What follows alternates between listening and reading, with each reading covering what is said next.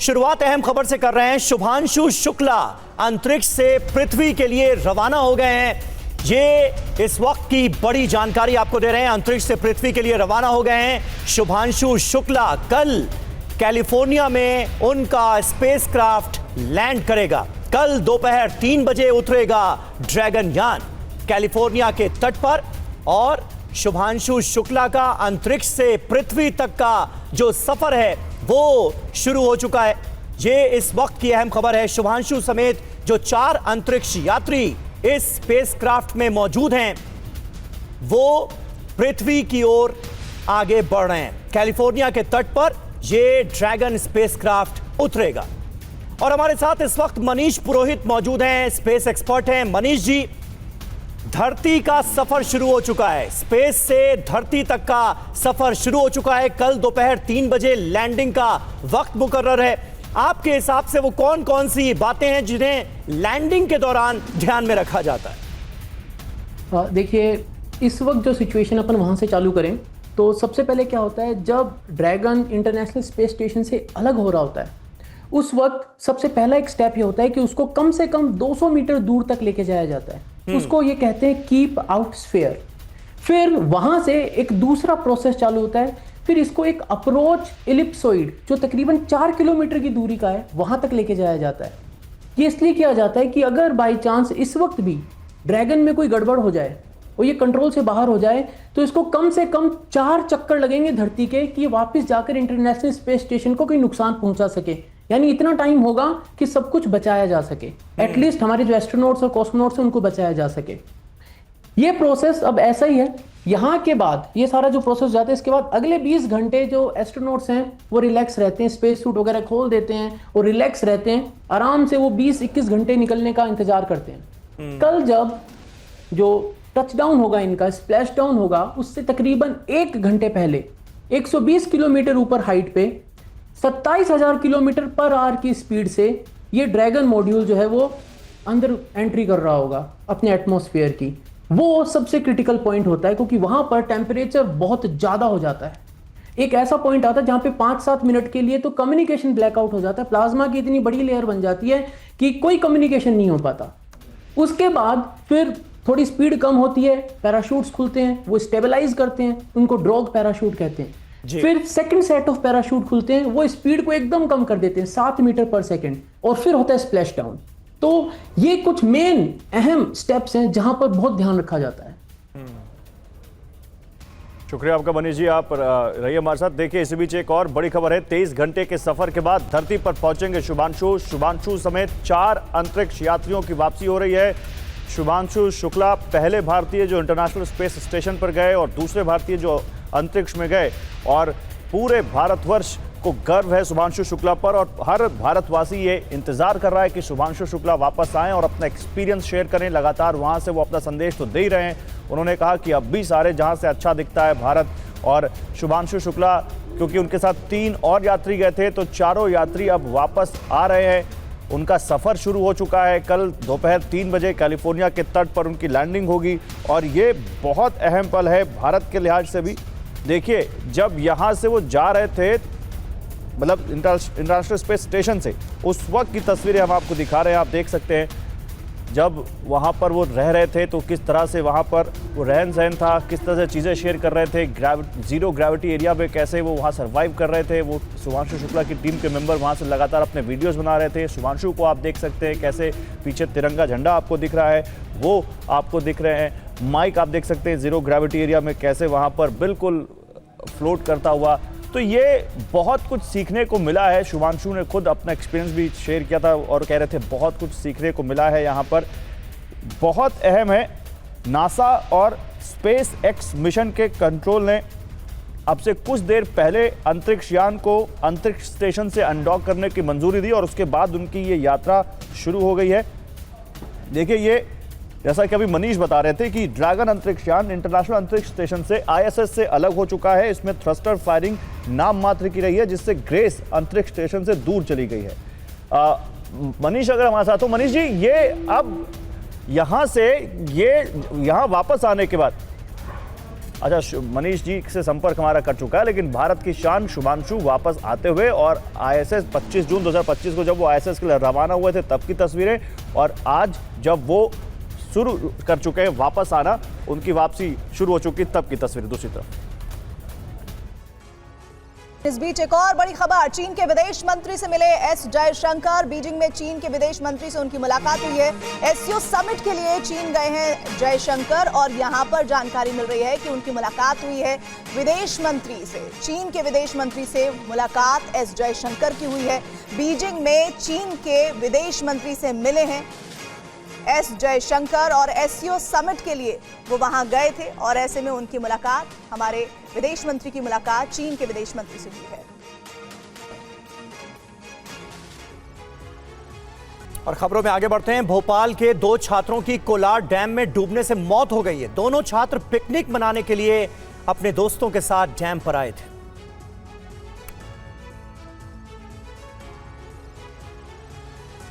तस्वीरें भोपाल के कोलार डैम की हैं, जहां ये 4 युवक पिकनिक मनाने आए थे। चारों पानी में उतरते हैं, लेकिन चंद सेकंड में 2 युवक का कहीं कुछ पता नहीं चलता है। पहले तो लगता है कि शायद दोनों युवक पानी में गोता लगाकर मस्ती कर रहे हैं, लेकिन जब काफी देर हो जाती है तो फिर साथ में दोनों युवक मदद के लिए लोगों को आवाज लगाते हैं। कुछ लोग डैम के पास आते भी हैं, लेकिन गहरे पानी में उतरने की हिम्मत कोई नहीं कर पाता है, जिसके बाद घटना की सूचना पुलिस को दी गई। पुलिस और एसडीआरएफ टीम ने 18 घंटे की मशक्कत के बाद दोनों युवकों के शव निकाले। दोनों युवक भोपाल के अलग अलग कॉलेज के छात्र थे, जो कोलार डैम पिकनिक मनाने आए थे। हादसे का शिकार हुए स्टूडेंट्स के नाम प्रिंस सिंह बाला और उज्जवल त्रिपाठी हैं। बता दें कि इस डैम में पहले भी हादसे हो चुके हैं, लेकिन फिर भी लोग सबक नहीं लेते। लापरवाही की वजह से 2 युवकों को बेवजह अपनी जान गंवानी पड़ी।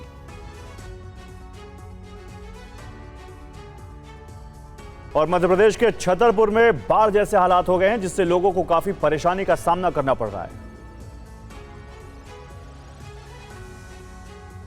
तस्वीरों में देखा जा सकता है कि कैसे मध्य प्रदेश के छतरपुर में सैलाब ने किस तरह सूरत बदल दी है। पानी लोगों के घरों तक पहुंच गया है। मजबूरन लोगों को अपना घर छोड़ना पड़ा।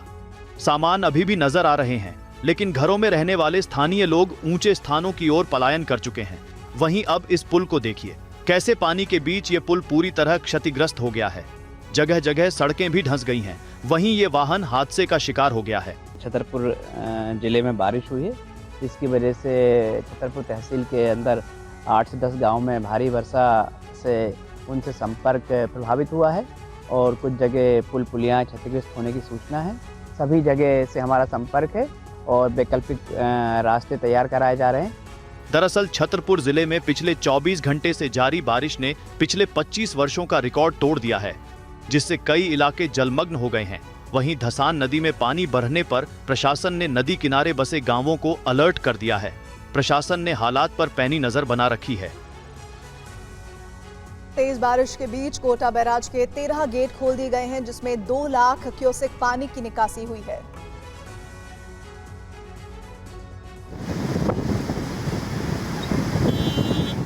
तस्वीरें राजस्थान के कोटा बैराज की हैं। तस्वीरों से अंदाजा लगाया जा सकता है कि बैराज में किस कदर पानी की आमद हुई है। जलस्तर बढ़ने के बाद बैराज के 13 गेट एक साथ खोल दिए गए हैं, जिससे निचले इलाके में पानी भरने का खतरा पैदा हो गया है।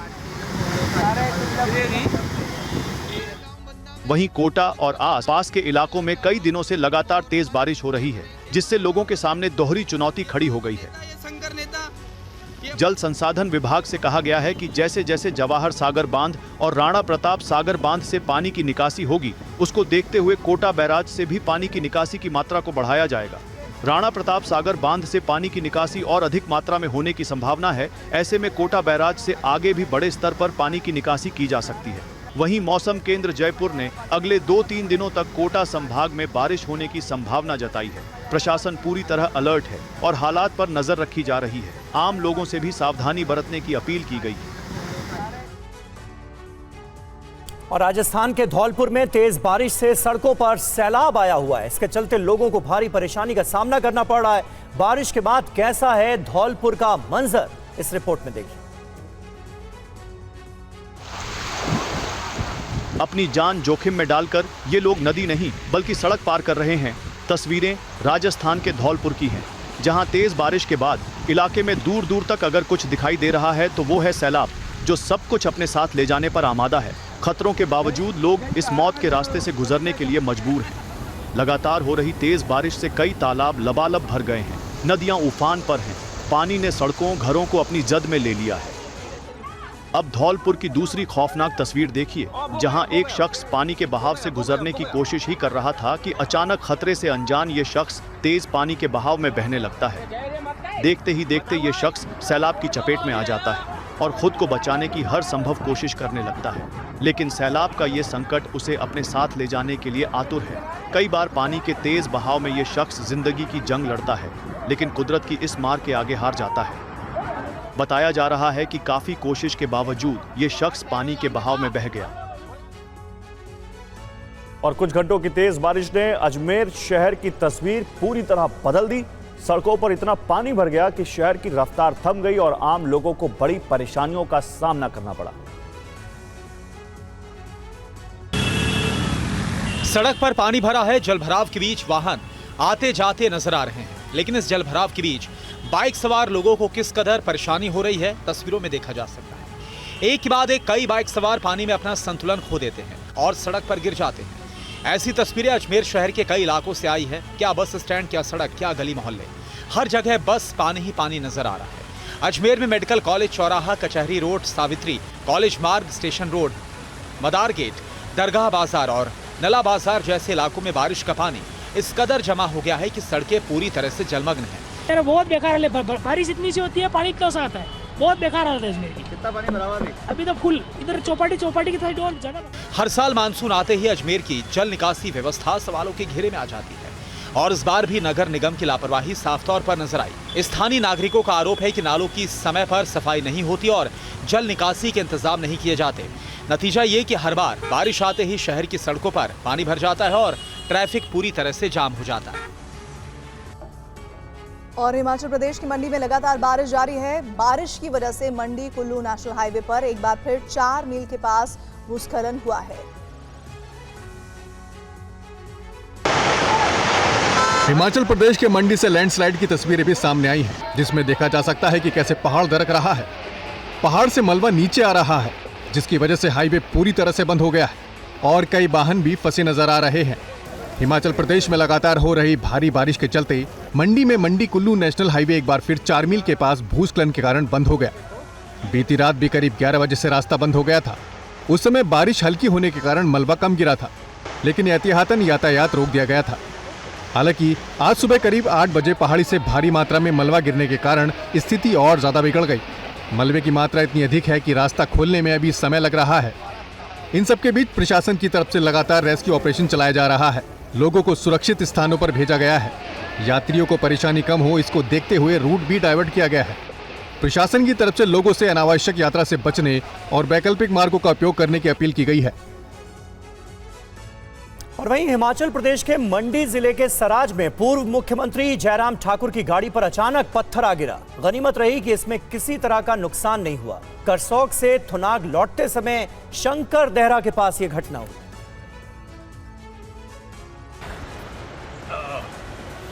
लैंडस्लाइड की इस घटना का वीडियो भी सामने आया, जिससे देखा जा सकता है कैसे हिमाचल प्रदेश के मंडी जिले के सराज में पूर्व मुख्यमंत्री जयराम ठाकुर गाड़ी से उतर के पैदल चल रहे हैं। थोड़े परेशान भी नजर आ रहे हैं। जयराम ठाकुर के साथ बीजेपी के दूसरे नेता भी नजर आ रहे हैं।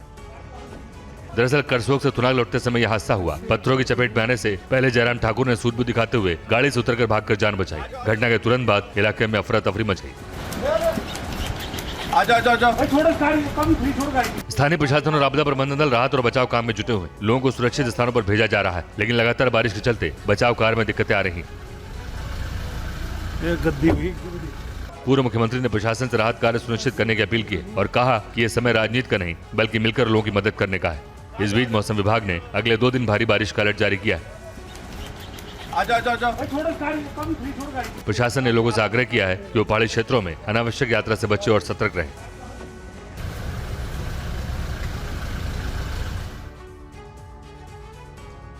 उधर यूपी के हमीरपुर में हुई बारिश और लहचूरा बांध से छोड़े गए पानी का असर अब दिखने लगा है। यहां छोटी नदियां और नाले उफान पर आ गए।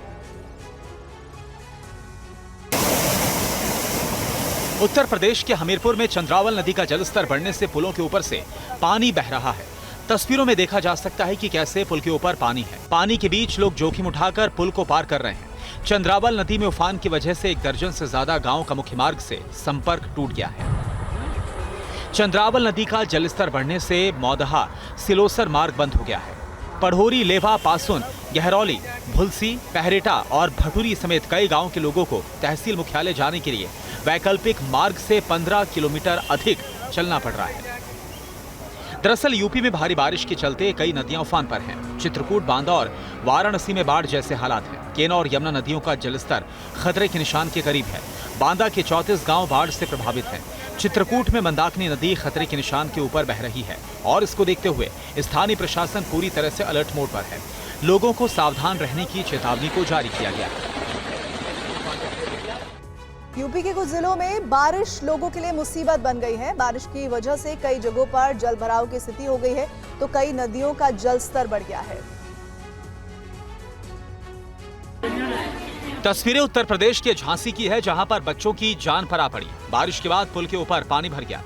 नदी का जलस्तर बढ़ने से पानी ने देखते ही देखते विकराल रूप धारण कर लिया। पानी में फंसे बच्चों को निकालने के लिए रस्सी का सहारा लिया गया। एक एक करके सभी बच्चों को सुरक्षित बाहर निकाला गया। वहीं यह तस्वीर भी झांसी की है, जहां पर तेज बारिश की वजह से पुलिया बह गई। गणेशगढ़ गांव की ओर जाने वाली ये पुलिया पूरी तरह से क्षतिग्रस्त हो गई, जिससे कई गांव का संपर्क आपस में टूट गया। जो है मेन शिवपुरी हाईवे से रामगढ़ और गणेशगढ़ को जोड़ती है डगरवा पंचायत में। ये एक ही मात्र रास्ता था जो गाँव को जोड़ता था। लगभग 3000 लोग इससे प्रभावित हुए हैं। दरअसल झांसी में भारी बारिश के बाद जनजीवन अस्त व्यस्त हो गया। नदियां और नाले उफान पर हैं। आसपास के इलाकों में भी लगातार बारिश के बाद हालात गंभीर बने हुए हैं और कई छोटी नदियां भी ओवरफ्लो हो रही हैं। पारिछा बांध से 1.20 लाख क्यूसेक पानी छोड़ा गया। लहचूरा बांध के 10 गेट्स खोलकर 1.42 लाख क्यूसेक पानी नदी में छोड़ा गया। और झारखंड में भी जमकर बारिश हो रही है। बारिश की वजह से लोगों को काफी परेशानियों का सामना करना पड़ रहा है।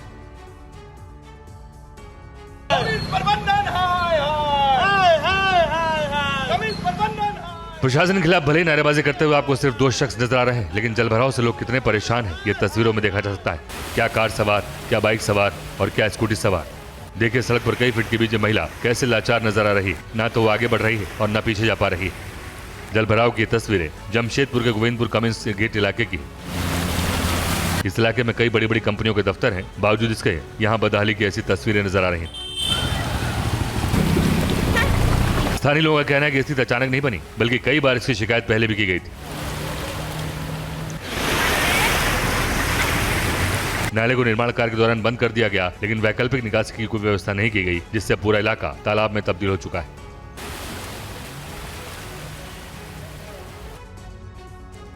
और बारिश के बीच इंदौर में एक दर्दनाक हादसा हो गया। करंट लगने से एक शख्स की तड़प तड़प कर मौत हो गई। घटना सीसीटीवी में रिकॉर्ड हो गई। इंदौर के चंदन नगर में यह दर्दनाक हादसा हुआ। वीडियो में देखा जा सकता है कि 2 शख्स सड़क पर आगे बढ़ रहे हैं। सड़क पर पानी भरा हुआ है। आगे चल रहा शख्स अचानक से गिर जाता है। शख्स पानी के बीच करंट की चपेट में आ जाता है। वहीं पीछे चल रहा शख्स कुछ समझ नहीं पाता, आगे बढ़ता है, मदद की कोशिश करता है, लेकिन आखिर में वो भाप जाता है कि यहाँ बिजली का करंट है। वो पीछे हट जाता है और इसके बाद कुछ लोग आते हैं, फिर डंडे की मदद से शख्स को हिलाने की कोशिश करते हैं, लेकिन तब तक इस युवक की मौत हो जाती है। दरअसल करंट लगने की वजह से युवक पानी में गिर गया और तड़पने लगा, लेकिन डर की वजह से उसे किसी ने बचाने की हिम्मत नहीं जुटाई। जब तक बिजली काटी गई तब तक उसकी जान चली गई। हादसे के बाद परिवार में कोहराम है। पुलिस ने शव को पोस्टमार्टम के लिए भेज दिया है। वहीं इस घटना के बाद स्थानीय लोगों में काफी गुस्सा है। लोगों का कहना है कि कई बार शिकायत के बाद भी ध्यान नहीं दिया गया। बारिश के मौसम में इस इलाके में हमेशा जल भराव हो जाता है। ठाणे जिले के भिवंडी तालुका के शिलार गांव में एक हादसे से मातम पसरा हुआ है। 14 साल के एक बच्चे की कामवारी नदी में डूबने से जान चली गई।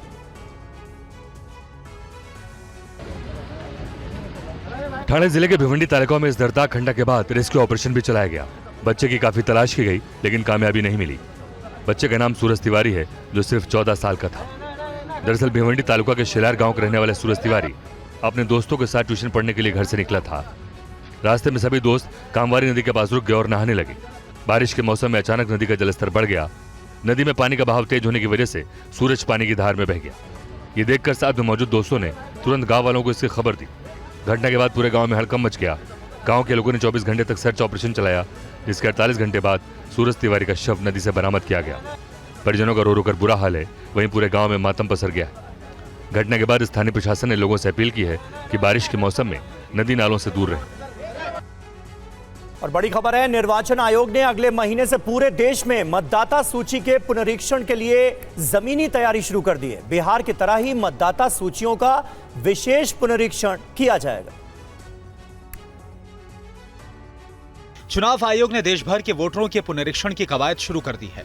बिहार की तरह ही अगले महीने से सभी राज्यों में यह काम शुरू होगा और इसके लिए आयोग ने अपनी मशीनरी को सक्रिय कर दिया है। जानकारी के मुताबिक राज्यों में पिछला विशेष गहन पुनरीक्षण आधार तिथि के रूप में काम करेगा। फिलहाल निर्वाचन आयोग बिहार की 2003 की मतदाता सूची का गहन पुनरीक्षण कर रहा है। अधिकतर राज्यों ने 2002 और 2004 के बीच मतदाता सूचियों का पुनरीक्षण किया था। सोर्सेज के मुताबिक निर्वाचन अधिकारी 28 जुलाई के बाद राष्ट्रव्यापी पुनरीक्षण का अंतिम फैसला लेंगे, जब बिहार में मतदाता सूची के गहन पुनरीक्षण से संबंधित मामला सुप्रीम कोर्ट में फिर से सुनवाई के लिए आएगा। दरअसल कई विपक्षी दलों ने आयोग के पुनरीक्षण प्रक्रिया को चुनौती देते हुए सुप्रीम कोर्ट का रुख किया था और सवाल उठाए थे कि इससे कई नागरिकों को उनके मताधिकार से वंचित होना पड़ेगा। आपको बता दें कि 5 राज्यों असम, केरल, पुडुचेरी, तमिलनाडु और पश्चिम बंगाल में 2026 में विधानसभा चुनाव भी होंगे। आयोग ने घोषणा की है कि देश भर में वो मतदाता सूचियों की गहन समीक्षा करेगा ताकि विदेशी और अवैध प्रवासियों के जन्म स्थान की जांच करके उन्हें सूची से हटाया जा सके। और बिहार में भी वोटर लिस्ट का गहन पुनरीक्षण जारी है। इस काम में लगे कर्मचारी अब आधार कार्ड भी स्वीकार कर रहे हैं। देखिए हमारे संवाददाता रुपेश कुमार की रिपोर्ट। पूरे बिहार में चुनाव से पहले मतदाता गहन पुनरीक्षण का काम चल रहा है। इस वक्त हम पटना में दीघा विधानसभा क्षेत्र के एक मतदान केंद्र पर हम इस वक्त मौजूद हैं। दीघा विधानसभा क्षेत्र है, निर्वाचन क्षेत्र, और उसके मतदान केंद्र पर हम मौजूद हैं। वैसे तो यहाँ भी जो गणना प्रपत्र है वो यहाँ पर लोगों को दिया जा रहा है। बीएलओ जिसके पहले भी दरवाजे दरवाजे पर जाकर, और यहाँ पर एक मतदाता भी हैं। आप सर मतदाता हैं? मेरी बेटी मतदाता है। आपकी बेटी मतदाता है, तो आप क्या ढूंढ रहे हैं? फॉर्म ढूंढ रहे हैं। मिला? नहीं मिला। अभी ढूंढेंगे या ढूंढने का काम? ढूंढ लिए हैं, मैडम बोले कुछ फॉर्म घर पर है तो घर जाकर ढूंढ के लाएंगे। अभी फिलहाल नहीं मिला? नहीं मिला हमको। अच्छा, तो कागजात भी देखे होंगे इसमें, पीछे ये सारे 11 ऑप्शन दिए गए हैं, वो सारे कागजात हैं? हाँ सारे कागजात ऑलमोस्ट। तो ये बताइए, कुछ बदलाव भी हुआ है कुछ आधार कार्ड वगैरह को लेकर के? कुछ अगर डॉक्यूमेंट्स नहीं मिलता है तब हम लोग ऑप्शन में आधार कार्ड ले करके फिल कर रहे हैं। बिहार में वोटर लिस्ट रिवीजन के मुद्दे पर महागठबंधन ने नई रणनीति तैयार की है। अब इस मुद्दे को लेकर जनता के बीच जाने का फैसला किया गया है। महागठबंधन का आरोप है कि चुनाव आयोग सीमांचल के इलाके में वोटर लिस्ट में विदेशी नागरिकों का नाम बताकर धार्मिक ध्रुवीकरण की पृष्ठभूमि तैयार कर रहा है। ये मामला सिर्फ चुनाव प्रक्रिया का नहीं, राष्ट्रीय सुरक्षा का भी है। उसका सवाल ये है कि आखिर बांग्लादेश, नेपाल और म्यांमार के नागरिक मतदाता सूची में कैसे दर्ज हो गए, जबकि केंद्र में 11 साल से बीजेपी और 20 सालों से राज्य में नीतीश कुमार की सरकार है, तो जिम्मेदारी किसकी है? दूसरा बड़ा सवाल है कि राष्ट्रीय सुरक्षा जैसे अहम मुद्दे पर अब तक ध्यान क्यों नहीं दिया गया। महागठबंधन का आरोप है कि बिना किसी पूर्व तैयारी के चुनाव से पहले विशेष गहन पुनरीक्षण लाया गया और वोटरों की जांच करते हुए लोगों से कागज मांगे जा रहे हैं, जबकि इस प्रक्रिया में भारी गड़बड़ी चल रही है। बीएलओ लोगों को धमकाकर अवैध वसूली कर रहे हैं। बीएलओ घर घर नहीं जा रहे, मनमाने तरीके से फॉर्म भर रहे हैं। एसआईआर की प्रक्रिया को लेकर बीएलओ खुद ही कंफ्यूज है। महागठबंधन के नेता इस मुद्दे को लेकर तथ्यों के साथ चुनाव आयोग और एनडीए के खिलाफ लोगों के बीच जाएंगे और उन्हें जागरूक करेंगे।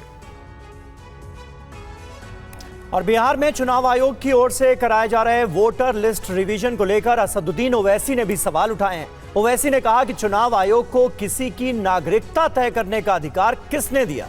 ओवैसी ने और क्या कहा है, सुनिए। देखिए, सबसे बड़ी बात तो यह है कि बड़ी अफसोसनाक बात है कि एक कॉन्स्टिट्यूशनल बॉडी खुद ऑन रिकॉर्ड कोई बात नहीं कह रही है और एक कॉन्स्टिट्यूशनल बॉडी ये रिपोर्ट दे रही नहीं देने वाले सोर्सेस से मालूम हो रहा है। ये कौन है सोर्सेस भाई? हम तकलीफ हमको इस बात की है कि कॉन्स्टिट्यूशनल बॉडी खुद कह दे इस बात को कि ये जो बोल रहे हैं। दूसरी बात ये है कि ईसीआई को किसने पावर्स या डिटरमाइन करने के लिए कोई सिटीजन है या नहीं है। तीसरी बात ये कि मैं सबसे पहली हमारी पार्टी थी जिसने कहा था कि ये जो एसआईआर हो रहा है बिहार में, ये एनआरसी बैकडोर से हो रहा है, वो साबित हो रहा है। ईसीआई को पावर्स नहीं है सिटीजनशिप डिटरमाइन करने का। और चौथी बात यह है कि वो कौन से बीएलओज हैं, उनका नंबर हम डिमांड करते हैं, इसे हमको दीजिए। हम अपने पार्टी के लोगों को बोलेंगे जाके इन बीएलओज से मिलिए और हमको बताइए कि कहाँ पर आपको ये जो नेपाली कह रहे हैं, म्यांमार के कह रहे हैं, बांग्लादेशी आपको मिले हैं। तो विपक्ष विरोध कर रहा है, लेकिन बिहार में और केंद्र में सत्ताधारी जो गठबंधन है एनडीए, वो लगातार इसकी वकालत कर रहा है। बिहार के पूर्व सीएम और केंद्रीय मंत्री जीतन राम मांझी ने वोटर लिस्ट की जांच को जरूरी बताया है। उन्होंने कहा कि बिहार के कई इलाकों में और खासकर सीमांचल में बांग्लादेशियों ने आकर गरीबों की जमीन पर कब्जा कर लिया है। वोटर लिस्ट रिवीजन से गरीब और सताए लोगों को राहत मिलेगी। खास करके सीमांचल जगहों में, वहाँ पर हम सिर्फ मतदाता सूची की ही बात नहीं करते हैं। वहाँ पर हमारी शिकायत रही है, हमने एडमिनिस्ट्रेशन को आगाह किया है कि बाहर के लोग आ करके बिहार सरकार की ज़मीन पर, जिस पर शेड्यूल कास्ट के लोग, महादलित के लोग रहते रहे हैं, उसको हटा करके बड़े बड़े प्लॉट को वो दूसरे लोग, बांग्लादेशी हों या और लोग हैं, कब्जा कर लिया है और वहाँ पर कैसल बना लिया है, फुलवारी बना लिया है। तो इस तरह से बाहर के लोग आकर के हमारे गरीबों को लोग सताए हैं, सता रहे हैं। इलेक्शन कमीशन ने ये जो सोच करके काम किया है रिवीजन का, वो बहुत अच्छा काम किया है। इसमें गरीब तबके के लोगों को निश्चित रूप में मतदाता सूची का जो अभी रिवीजन हो रहा है उससे इलेक्टोरली फायदा होगा। जम्मू कश्मीर के सीएम आज एक मजार की बाउंड्री फांदकर श्रद्धांजलि देने पहुंचे। ये मजार 13 जुलाई की हिंसा में मारे गए लोगों के लिए थी। पुलिस ने श्रीनगर के कुछ हिस्सों में अघोषित प्रतिबंध लगा दिए थे ताकि कानून व्यवस्था न बिगड़े।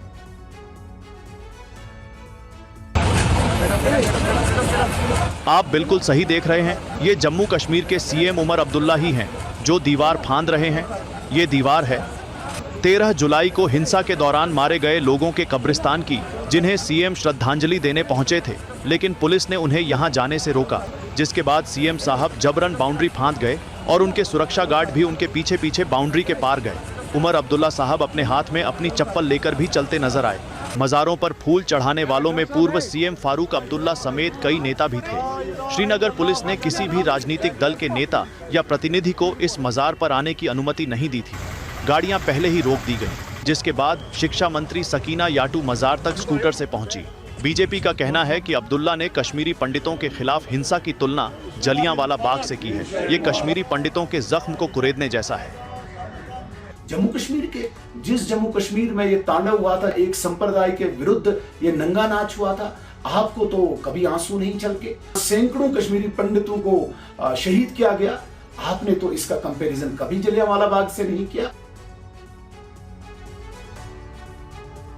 और जम्मू कश्मीर के सीएम उमर अब्दुल्ला ने पुलिस से पूछा है कि उन्हें किस कानून के तहत रोका गया। उन्होंने कहा कि वो किसी के गुलाम नहीं है, वो जब चाहेंगे मजार पर श्रद्धांजलि देने आएंगे।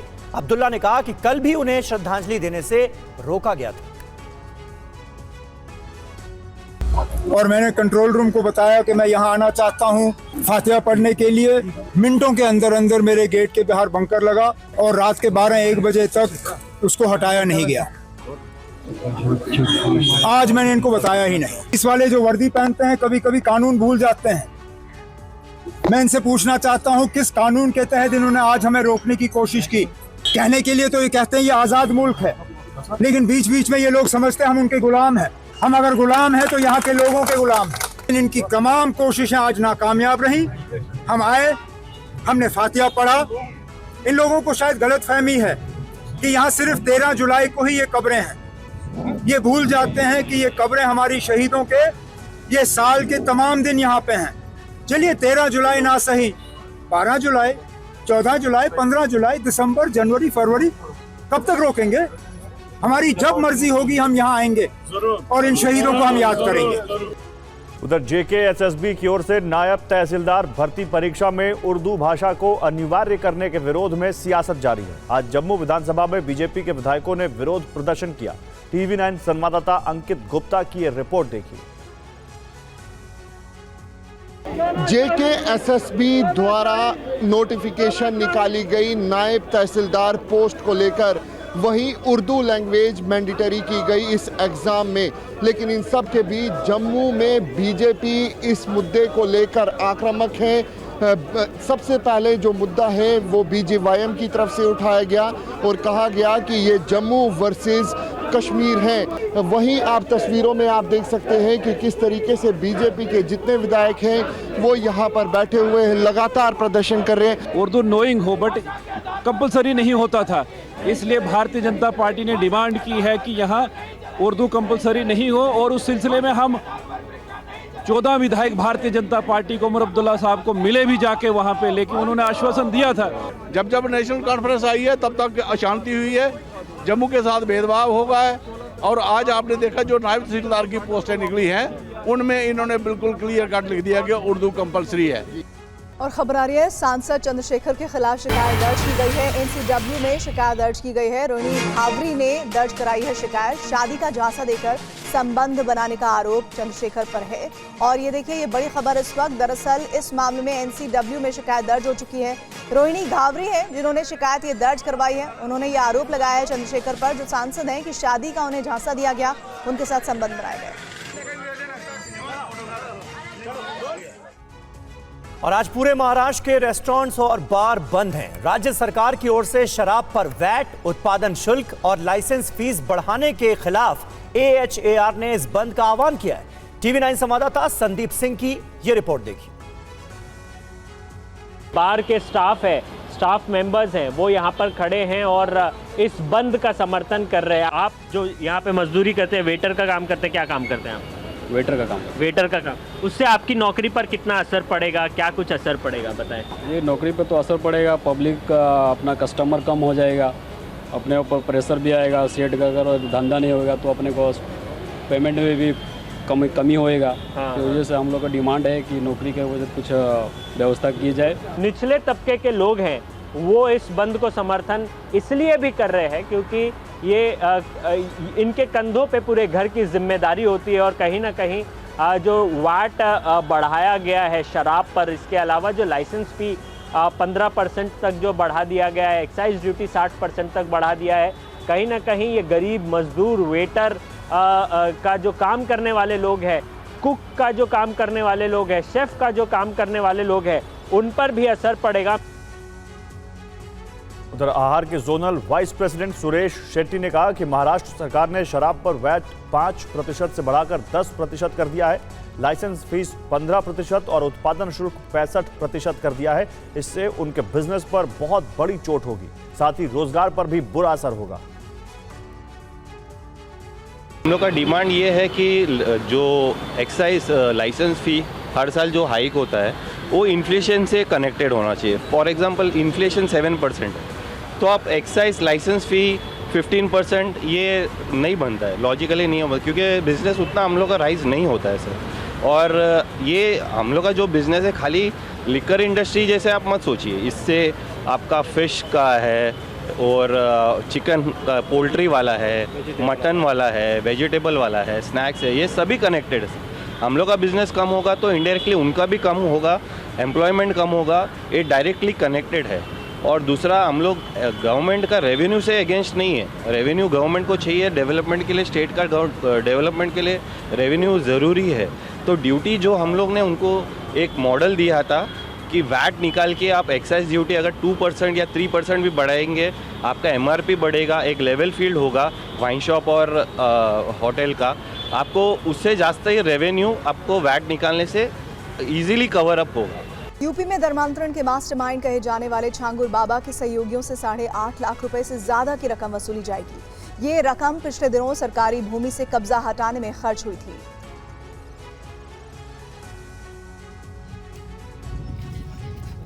छांगुर बाबा के ठिकाने पर यह नोटिस चस्पा किया गया है। इस नोटिस में प्रशासन ने लिखा है कि छांगुर बाबा और उसके सहयोगियों को 8,55,038 रुपए अदा करने होंगे। ये रकम प्रशासन उस खर्च के बदले वसूल करेगा जो पिछले दिनों बुलडोजर की कार्रवाई में खर्च हुए थे। जैसा कि आपको पता है कि 3 दिनों तक लगातार बुलडोजर चलाकर बलरामपुर स्थित इस आलीशान कोठी को जमींदोज किया गया था। यहीं से जलालुद्दीन उर्फ छांगुर बाबा धर्मांतरण का धंधा चला रहा था।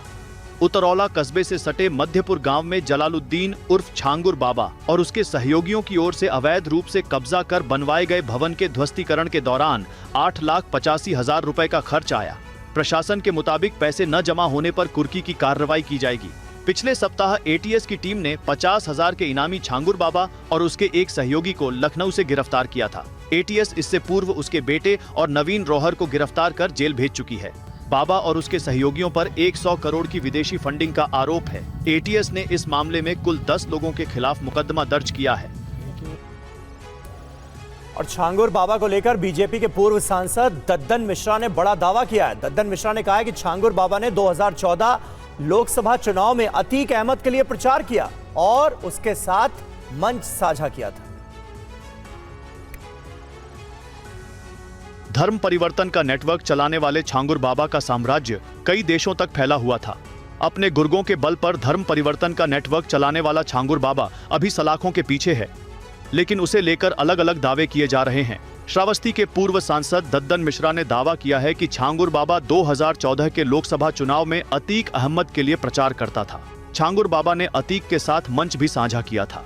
2014 में जब मैं लोकसभा का चुनाव लड़ रहा था और हमारे सामने समाजवादी पार्टी से अतीक अहमद प्रत्याशी था, तो ये लोगों ने बताया कि जो है अपने क्षेत्र में प्रचार प्रसार न करके बड़े माफिया अतीक अहमद के साथ जो है चुनाव में पूरी तरह से इंगेज था। कई जगह मंच भी साझा किया और ख़ास तौर से जो है मुस्लिम बाहुल क्षेत्रों में जो है अतीक अहमद के प्रचार प्रसार का पूरा जिम्मा इसने ले रखा था।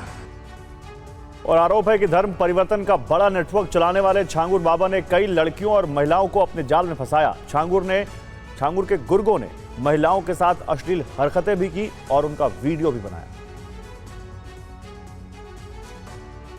पुलिस के शिकंजे में आए छांगुर बाबा की एक एक करतूत लगातार सामने आ रही है। लोगों की परेशानी दूर करने के नाम पर छांगुर बाबा ने सैकड़ों लड़कियों की जिंदगी बर्बाद की है। बाबा लखनऊ आए थे, तब हम उनसे मिलने गए थे लखनऊ। बाबा ने एक ताबीज दी थी और दुआ भी पड़ी थी। उसके बाद हम अपने घर पे आ गए। जो लड़का था वो कितने दिन आपसे लगातार बात करता रहा, संपर्क में रहा? 5 साल तक वो हम लोगों के संपर्क में रहा। आपके साथ गलत कार्य भी किया? हाँ, उसके पापा जब हम प्रेग्नेंट नहीं होते थे तब वो उसको मेराज को डालते थे कि ऐसे ही भारत को इस्लामी मुल्क बनाओगे। छांगुर बाबा और उसके गुर्गों ने कई महिलाओं को भी अपना शिकार बनाया। गैंगरेप का वीडियो बनाकर उन्हें काफी परेशान किया। सऊदी में रह रही एक महिला क्या कह रही है, सुनिए। मेरे को धर्म परिवर्तन करने को मजबूर किया। अगर मैं नहीं मानी तो इन लोगों ने मेरा वहाँ पे अश्लील वीडियो बना लिया गया। अश्लील वीडियो के आधार पर इन लोगों ने लगातार मुझे परेशान किया। 10 लाख रुपए इन्होंने ऑनलाइन स्टेटमेंट लिए, 4,35,000 रुपए कैश, 3.5 तोला मेरा गोल्ड वो भी इन लोगों ने ले लिया। अभी धमकी जान से मारने को गोपाल राय जी को भी दे रहे हैं, गंगा पीड़ितों को दे रहे हैं, मुझे भी दे रहे हैं। मैं पुलिस सुरक्षा की मांग करती हूँ।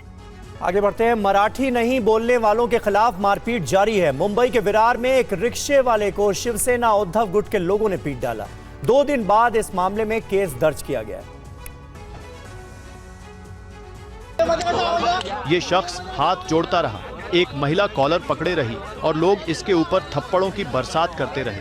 ये तस्वीरें मुंबई के विरार की हैं, जहां मराठी नहीं बोलने पर एक रिक्शे वाले को शिवसेना उद्धव गुट के लोगों ने घेरा और बुरी तरह पिटाई की। मारपीट के बाद जबरन उससे मराठी में माफी मंगवाई गई। मराठी माफी मागतो, महाराष्ट्राची माफी मागतो, मी छत्रपती शिवाजी महाराजांची माफी मागतो, बाळासाहेबांची माफी मागतो, उद्धव साहेबांची माफी मागतो। उद्धव के शिवसैनिकों ने जो भी कहा इस रिक्शे वाले ने किया। शिवाजी महाराज की जय भी की, लेकिन कार्यकर्ताओं की हनक यहीं खत्म नहीं हुई। देखिए, एक महिला नेता के पैरों में गिरकर माफी मांगने को कहा गया। रिक्शे वाले ने माफी भी मांग ली, लेकिन शिवसेना उद्धव गुट के कार्यकर्ताओं ने उसकी फिर पिटाई की। मारपीट करने वालों में शिवसेना उद्धव गुट के साथ एमएनएस के कार्यकर्ता भी शामिल थे। विरार पुलिस स्टेशन में 2 दिन के बाद 11 लोगों के खिलाफ केस दर्ज किया गया है। और बिहार के बेगूसराय में दिन दहाड़े 2 बाइक सवार बदमाशों ने अंधाधुंध फायरिंग की। इस घटना में एक युवक की मौत हो गई जबकि एक घायल है। बिहार में हत्याओं का दौर थमने का नाम नहीं ले रहा है। बेगूसराय में बेखौफ अपराधियों ने आज दिन दहाड़े 2 युवक को गोलियों से भून दिया। गोलीबारी में एक युवक की मौत हो गई है जबकि दूसरे की स्थिति गंभीर बनी हुई है। ये वारदात लोहिया नगर थाना क्षेत्र में बाघा रेलवे घुमटी के पास हुई। बताया जा रहा है कि रेलवे घुमटी के नजदीक वाहनों से पैसे वसूलने को लेकर इस खूनी वारदात को अंजाम दिया गया। आज जब ये दोनों लोग वसूली कर रहे थे तभी 2 बाइक पर सवार 6 युवक मुंह ढककर आए और ताबड़तोड़ फायरिंग शुरू कर दी। गोली लगने से दोनों युवक वहीं जमीन पर गिर गए। मौके पर पहुंची पुलिस ने जांच शुरू कर दी है। पुलिस ने बताया कि ये मामला आपसी रंजिश का है। 2 व्यक्तियों को 2 युवकों को गोली लगने की बात आई है। घटनास्थल का मेरे द्वारा भी किया गया। पुलिस टीम वहाँ पर कार्रवाई कर रही है। दोनों को भर्ती कराया गया सदर अस्पताल में और सभी बिंदुओं पर हमारा कार्य जारी चल रहा है। एक की मौत हो गई है सर। उसकी हम लोग पुष्टि करेंगे डॉक्टर से बात करके। दोनों को इलाज के लिए जब घटना हुई पुलिस टीम के द्वारा तुरंत वहाँ पहुँचेगी और वो इलाज के लिए लोग गए थे। दिन दहाड़े हुई गोलीबारी की घटना से लोग दहशत में हैं। और अब खबर जबलपुर से, जहां 10 रुपए के लिए चाय वाले ने एक युवक पर गर्म पानी उड़ेल दिया। युवक अस्पताल में भर्ती है। इस घटना के बाद अभियुक्त चाय वाला फरार है।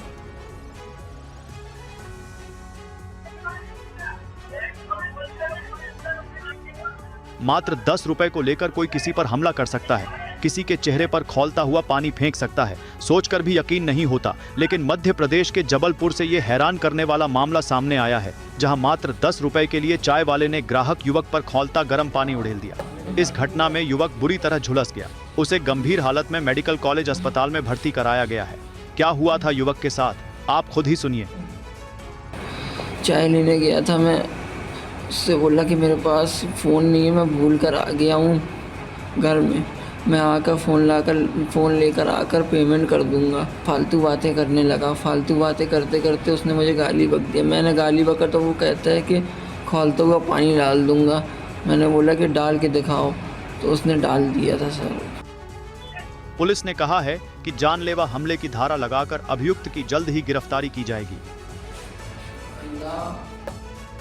और पुणे में एक शिव मंदिर की दान पेटी से चोरी की तस्वीरें सामने आई हैं। चोरों ने बड़ी ही सफाई से दान पेटी चाबी से खोली और पैसे लूटने के बाद उसे बंद कर भाग निकले। पिंपरी चिंचवड चरोली फड़मुखवाड़ी के भगवान शिव के मंदिर की तस्वीरें हैं, जहां पर 2 चोर पहुंचे। चोरी से पहले ये शिवलिंग पर माथा टेकते हैं। एक चोर प्रणाम करके आसपास के हालात को भांपने के लिए निकल जाता है और दूसरा यहाँ पर तब तक जमा रहता है जब तक कि ग्रीन सिग्नल नहीं आ जाता। और फिर पहला चोर, जो कि हालात समझ बूझ कर आता है, वो सीधा पेटी का ताला खोलता है। उनकी हर हरकत पर तीसरी आंख की नजर होती है। सीसीटीवी की तस्वीरों में देखा जा सकता है कि एक चोर चाबी से दान पेटी का ताला खोलता है और फिर रकम को मुट्ठी भर भर कर अपनी जेब में भरना चालू कर देता है।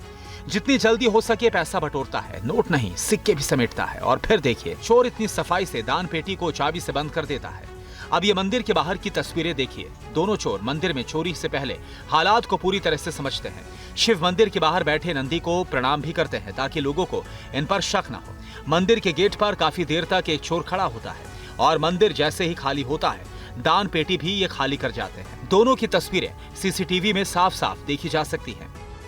अब खबर यूपी के मुजफ्फरनगर से, जहां पुलिस ने एनकाउंटर में कुख्यात बदमाश शाहरुख पठान को ढेर कर दिया है। लंबे समय से फरार चल रहा शाहरुख पठान मुख्तार अंसारी और संजीव जीवा गैंग से जुड़ा था। वो कई संगीन वारदातों में शामिल था। एसटीएफ के साथ मुठभेड़ में मारा गया ये वो शार्प शूटर है जिसकी तलाश यूपी पुलिस को काफी समय से थी। कई बार पुलिस को उसकी लोकेशन भी मिली थी, लेकिन हर बार वो चकमा देकर फरार हो जाता था। आखिरकार आज सुबह यूपी एसटीएफ ने मुजफ्फरनगर में मुठभेड़ के बाद मार गिराया। मारे गए शार्प शूटर का नाम शाहरुख पठान है और वो मुख्तार अंसारी और संजीव जीवा गैंग के लिए काम करता था। मुठभेड़ के बाद पुलिस ने कई हथियार भी बरामद किए हैं। इस फोटो में आप देख सकते हैं कि शूटर शाहरुख पठान मुख्तार अब्बास के बेटे अब्बास अंसारी के साथ दिखाई दे रहा है। अब्बास अंसारी के वीडियो में भी शूटर शाहरुख को देखा जा सकता है। दरअसल सोमवार की सुबह एसटीएफ टीम को शाहरुख के बारे में जानकारी मिली थी और इसके बाद पुलिस ने उसे पकड़ने के लिए नाकेबंदी की। इस दौरान पुलिस टीम को देखते हुए उसने फायरिंग शुरू कर दी और इसके बाद पुलिस टीम ने भी बचाव में फायरिंग की। दोनों तरफ से हुई फायरिंग में शूटर शाहरुख पठान मारा गया। शाहरुख पठान संजीव जीवा गैंग का शार्प शूटर था, जिस पर हत्या और रंगदारी के आधा दर्जन से ज्यादा मुकदमे हैं। जेल में रहने के दौरान शाहरुख संजीव जीवा और मुख्तार अंसारी के संपर्क में आ गया और संजीव जीवा के लिए काम करने लगा। और विदेशों से अपने घर पैसा भेजने वालों में भारत अव्वल है। विकसित देशों में रोजगार के अवसर बढ़ने से भारत के स्किल्ड युवाओं के लिए वहां बेहतर अवसर बने। वित्त वर्ष 2025 में भारतीयों ने रिकॉर्ड रेमिटेंस भेजा है। ये रिपोर्ट देखिए। विदेशों में बढ़ रही भारतीय प्रोफेशनल्स की मांग का असर रेमिटेंस यानी उनके घर पैसा भेजने पर भी दिख रहा है।